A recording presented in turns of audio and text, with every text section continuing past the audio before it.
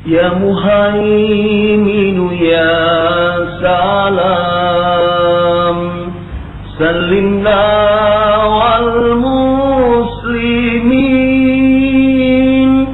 bin Nabi khairil anam wa bi umil mu'minin bin Nabi khairil anam wa bi umil mu'minin kullaha wa fil kalam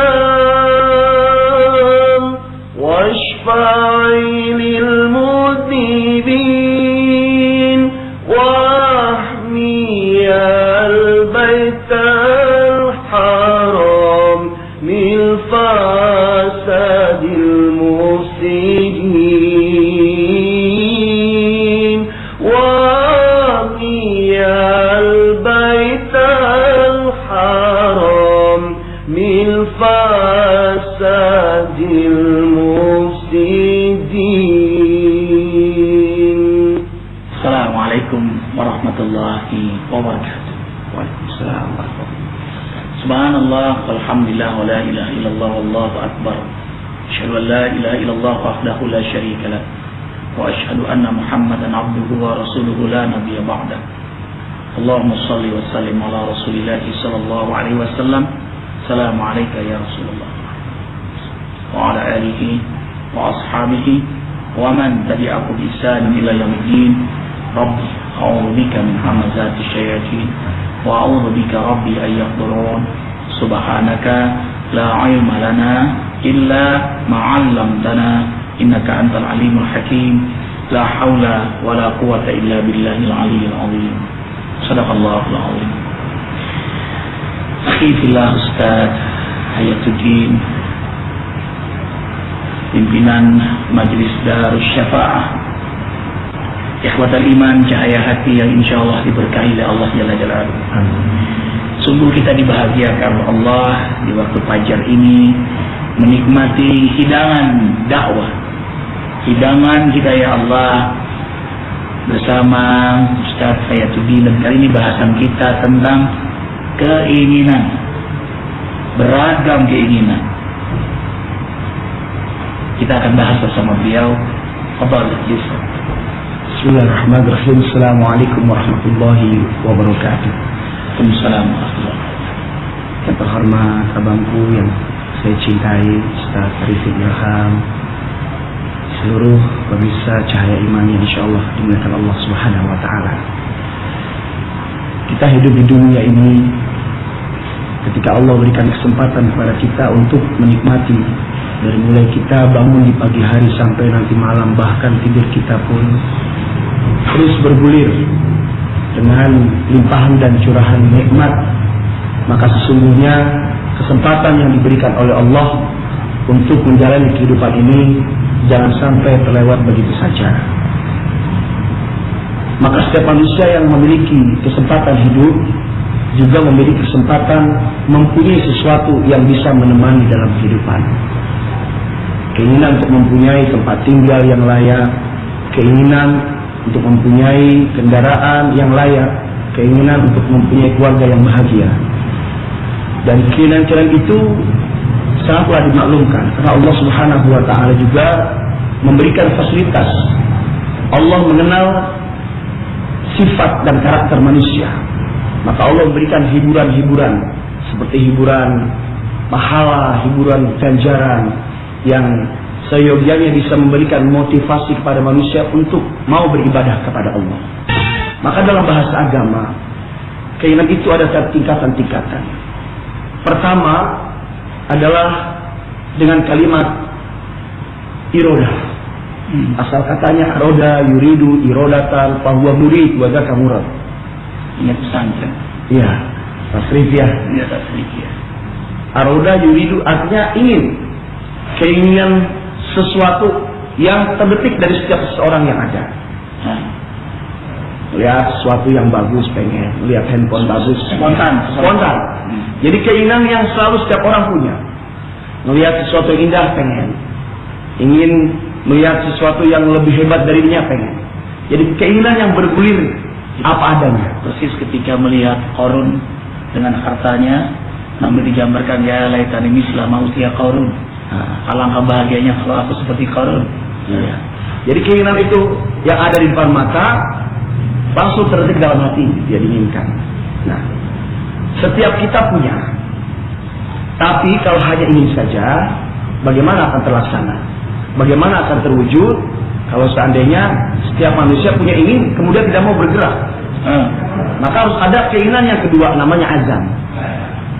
Ya, kalau tadi aroda yuridu dengan kalimat ya man aroda dunya fa alaihi bil ilmi wa man aroda akhirata fa alaihi bil ilmi wa man aroda huma fa alaihi bil ilmi. Kalau orang mau cari dunianya, nyari kecukupan dunianya, maka cari ilmunya untuk menggapainya. Kalau mau nyari akhiratnya, gapai dengan ilmunya untuk mencapainya. Kalau mau dua-duanya, cari juga kedua-duanya. Nah, semuanya akan terwujud apabila punya keinginan yang lebih hebat daripada keinginan biasa, yaitu dalam bahasa agama namanya azam. Azam sudah mulai tekad. Mulai tekad. Keinginan yang mulai bulat. Dalam bahasa syair, idza sadaqal azmu wa duhas sabil. Jika keinginan sudah kuat, maka insya Allah terbuka jalan untuknya. Itu ingat tuh. Jadi waktu masuk pondok pesantren kelas 1 sanawiyah, itu yang pertama diteriakan tuh, manjada wajada. Itu berulang-ulang. Manjada wajada. Siapa yang berusaha, maka dia dapat. Masya Allah. Nah, dalam bahasa Quran, kalau orang sudah saya ingin punya kendaraan, misalnya punya mobil yang bagus, yang layak, maka kalau mau terlaksana sudah mulai dia menabung, menyisihkan sebagian uang yang didapat untuk bisa mencapai, ya untuk membelinya. Nah, berusaha, berdoa di malam hari, kemudian berusaha di siang hari, ya itu namanya sudah mulai ada azam. Nah, ketika ini sudah dilaksanakan, malam doa, siang bekerja, maka berpasrahlah tawakal. Fa idza azamta fatawakkal 'ala Allah. Maka insya Allah kewujudan itu sudah mulai pada langkah yang kedua. Kalau uangnya sudah kumpul, maka masuk pada keinginan yang ketiga. Dalam bahasa agama namanya niat. Nah, niyatu hiya qasdu syai' muqtarinan bi fi'li. Bermaksud sesuatu berbarengan dengan mengerjakannya. Niat sholat disimpan bukan pada kalimat usolli fardhu, karena itu lafaz, hukumnya sunnah muakkadah. Tapi niat daripada seseorang ketika sholat disimpan ketika pekerjaan pertama sholat. Pekerjaan pertama sholat apa? Takbir. Ya disimpan. Allah, simpan dalam hati. Ya saya niat sholat subuh 2 rakaat wajib akbar. Jadi kalau sholat wajib yang disebutkan dalam hati 3. Nama sholatnya, jumlah rakaatnya, sama statusnya. Kalau wajib disebutkan di dalam hati. Wa maluhal qalbu, tepatnya di hati, bukan di usolli. Karena usolli nggak pakai usolli nggak apa-apa, pakai lebih afdal. Niat wudu, ya disimpan bukan ketika nawaitu, tapi ketika membasuh wajah sebagai rukun wudu yang pertama. Ketika membasuh wajah sambil niat dalam hati. Nah begitu juga ketika kita mempunyai keinginan punya mobil, ya terdetik dalam hati, kemudian dia mulai nabung, ya dengan azamnya doa di malam hari, siang bekerja. Ketika uangnya sudah di tangan, keluar dari pintu rumah 1 langkah, disitulah mulai niat. Nah, ini ingat logika untuk menjadi orang kaya. Jadi setiap malam tahajud, puasa Senin Kemis selama setahun, kemudian jangan lupa setiap hari nabung 1 juta. Insya Allah kaya. Terlaksana. Tapi ada ikhtiar untuk mendapatkan 1 jutanya. Nah, demikian itu untuk urusan dunia. Bagaimana dengan urusan akhirat? Ingin jadi orang soleh, ingin jadi orang beriman, ya maka dekati implikasi dan persiapan untuk jadi orang beriman, dekat sama orang soleh, dekat sama guru, ya. Nah dari 3 itu adalah salah satu jalan untuk supaya bisa sukses, ya yang menjadi jalan bagi manusia, ya umumnya semua, entah itu mereka yang muslim ataupun yang tidak, seluruh dunia. Tapi bagi Allah Subhanahu wa ta'ala, Allah tidak butuh niat, Allah tidak butuh kepada azam. Kalau kita pengen sesuatu, butuh keinginan yang kuat, butuh tekad yang bulat, butuh mulai bergerak dari untuk mencapai rasa keinginan itu. Allah tidak membutuhkan itu. Allah cukup kalau pengen, innama amruhu idza arada syai'an ayyakula lahu kun fayakun. Kalau Allah mau kun jadilah fayakun. Tapi manusia tidak cukup dengan irodah. Manusia tidak cukup dengan hanya ini. Harus ada azam, harus ada niat yang terus berkaitan, dan itu pada satu faktor yang diinginkan. Ketika hidup di dunia punya 10 keinginan itulah paketnya harus dilaksanakan dengan sebaik-baiknya. Subhanallah. Ini keinginan dunia, apalagi ingin akhirat. Jadi azamnya harus maksimal. Walladzina jahadu fina lanahdiyannahum subulana wa innallaha lama'al muhsinin. Mereka yang bermujahadah di jalan Allah, maka mereka akan mendapat jalan-jalan untuk mencapai hidayah itu. Jadi banyak jalan hanya dia temukan jalan itu dan dia mendapatkan hidayah itu. Dan Allah benar-benar bersama hambanya yang senang melakukan ibadah, amal saleh, perbaikan. Dan inilah keinginan yang diri Allah, al-iradah al-mardiyah. Beragam keinginan di dunia ini. Ada keinginan kekayaan, keinginan jabatan. Udah tua terus saja nggak ngasih kesempatan pada generasi. Ini keinginan duniawi semua ini. Keinginan popularitas apapun, bahkan badannya dia jual, tubuhnya dia jual. Dia takor asal tersohor. Ini keinginan-keinginan yang tidak diridhoi. Untuk mendapatkan seorang wanita, karena dia nggak dapat, cinta ditolak, dukun bertindak. Ya, pakai guna-guna dan sebagainya. Ini keinginan yang tidak diridhoi oleh Allah. Untuk mencapai keinginan yang diridhoi oleh Allah, pertama, subhanallah, kita dia tadi menyebutnya ikhtiar. Imalu fasirallah. Lakukan yang terbaik dalam ikhtiar itu sesuai dengan syariat, petunjuk Allah, dan hidup dalam sunnah fitrahnya. Kalau pengen dapat duit ya kerja. Tidak nunggu di rumah bim salah bim abrakadabra. Kun fayakun, kun jadi. Tapi fayakunnya ada proses. Sebagaimana manusia jadi pun tidak langsung jadi. Allah mengajarkan proses itu. Subhanallah. Kemudian di situ juga ada yang disebut dengan doa. Ini ada orang yang melemahkan doa. Ngapain doa? Yang penting usaha. Nyatanya banyak hal yang dia inginkan tidak tercapai. Berarti ada sesuatu di balik kekuatan yang membuat dia tidak bisa mencapai cita-citanya. Hal yang tidak terduga. Memang aneh, tapi inilah permainan dunia. Sudah sukses, sudah punya jabatan, punya popularitas, punya kekayaan, punya segala-galanya. Saat puncaknya mati. Menyedihkan. Belum menikmati balasan, sekonyong-konyong.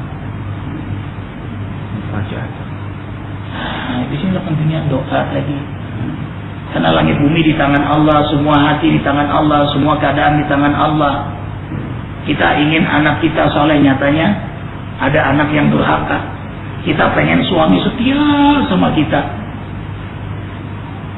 nyatanya ada yang berselingkuh. Bukan nikah lagi, itu jadi bahasan khusus. Boleh ya? Nikah lagi jadi bahasan khusus. Subhanallah. Banyak yang tidak tercapai, tapi di situ ada rahasia Allah. Ada doa yang disebut mabrur, dia doa sekejap langsung diijabah. Sakit nih Ustaz, dia ngangkat tangan, nangis. Subhanallah. Padahal diponis dokter 90,9% ini orang udah gak bakal bisa sembuh. Tidak ada yang mustahil bagi Allah. Bisa. Ada lagi doa makbul. Dia doa mungkin setahun 2 tahun kemudian diijabah. Ada lagi doa yang Allah kabulkan tapi dalam bentuk lain. Dia minta Halimah, gak jadi, ini kasih Fatimah. Hikmah. Dia pengen anak perempuan, kasih laki. Subhanallah. Kemudian ada doa yang Allah tidak ijabah karena Allah ingin dia terus merengek kepada Allah. Dia punya keinginan kuat. Lebih senang kepadanya merengek. Iya, karena Allah, innallaha yuhibbu du'a al-mulikhin. Senang tuh. Doa yang merengek-rengek dia. Sebab kalau dikabulkan mungkin yang merengek lagi dia. Iya. Kemudian Allah ingin melihat kesabaran dia dalam berdoa. Karena dia pakai ngambek, ada lagi pakai syarat lagi. Kalau dalam sebulan tidak kau kabulkan, aku tidak lagi berdoa padamu. Itu ngambek. Protes. Kalau kau tidak berikan dia menjadi calonku, aku tidak akan kawin selamanya. Itu ngambek tuh. Memvonis. Pakai ancaman lagi. Lain kalau nazar. Kalau kau kabulkan ya Allah, aku segera berinfak untuk anak yatim. Itu nazar itu mendongkrak doa juga mustajab. Tapi dilaksanain. Kalau nggak dilaksanain, nanti Allah cabut, akan datang kesialan. Ada pula doa yang memang Allah tidak ijabah sama sekali. So kalau Allah ijabah bawa fitnah. Dia minta kaya, Allah nggak kasih. Kalau kaya, sombong dia. Dia minta ganteng, dikasih biasa aja. Karena kalau diganteng banyak fitnah. Jadi playboy dia. Jeleknya jadi playboy. Allahu Akbar lillahil hamd. Jadi Allahu Akbar. Ada yang nggak dikasih ngetop. Tuh kalau ngetop dia naik daun, jadi ulat, jatuh nanti dia. Ada pula yang Allah tidak kabulkan untuk membersihkan dosa-dosa dia. Ada dia bersih. Ada pula doa yang Allah kabulkan di akhirat. Berarti cerita ketika bingung di hari mahsyar, datang kelompok baris, kemudian bertanya si fulan, siapa kalian? Kami adalah kelompok doa, kumpulan doa yang pernah kau baca di dunia. Allah kirim untuk menolong kalian. Allah takut dia kan? Apa ini? Apa ini? Apa ini? Loh, cantik sekali. Oh, indah sekali rumah ini. Oh, ini berlian. Oh, ini mas. Inilah permintaanmu di dunia. Oh, jadi semua doaku diijabah. Apa kata malaikat? Benar. Allah tidak pernah ingkar janji. Semua doa hambanya diijabah. Apa dia bilang? Seandainya aku tahu semua doaku diijabah di akhirat, aku minta doaku diijabah di akhirat saja. Kemudian yang ketiga, baik sangka. Dalam ikhtiar kita tempatkan baik sangka kepada qadanya Allah. Kadang kita pandang buruk, menurut Allah baik. Kadang kita pandang baik, menurut Allah buruk. Serahkan dalam keadaan baik sangka terhadap semua takdir Allah. Karena semua takdir diputuskan dengan ilmu dan rahmatnya. Berada hikmah dan rahmatnya. Kemudian yang terakhir, tawakal. Siapa sih kita? Kalau memaksakan keinginan, stres, depresi, post-power syndrome, psikosis, sampai bunuh diri. Karena nggak tercapai cita-citanya, ditolak cintanya, nggak lulus ujian, gantung diri. Itu lemah syahwat namanya. Iman. Subhanallah. Mudah-mudahan bahasan Ustaz Hayat dengan keinginan ini, kita menempatkan keinginan kita dalam keridhaan Allah, dalam koridor sunnah, dalam koridor syariat, sehingga al-iradah mardiyah, keinginan yang diridhai Allah. Sebagaimana kita ingin bersama dalam doa kita, Rabbana atina fid dunya hasanah wa fil akhirati hasanah wa qina adzabannar. Bahagiakan ya Allah kami di dunia dan bahagiakan kami di akhirat. Kami semua bersama pemirsa Cahaya Hati, kabulkan ya Allah. Amin. Subhanakallahumma bihamdika asyhadu an la ilaha illa anta astaghfiruka wa atubu ilaik. Terima kasih Ustaz Hayat. Syairnya Ustaz. Assalamualaikum warahmatullahi wabarakatuh. Ya Nabi salam alaika, ya Rasul salam alaika, ya Habib salam alaika, salawatullah alaika, ya Nabi salam alaika, ya Rasul salam alaika, ya Habib salam alaika.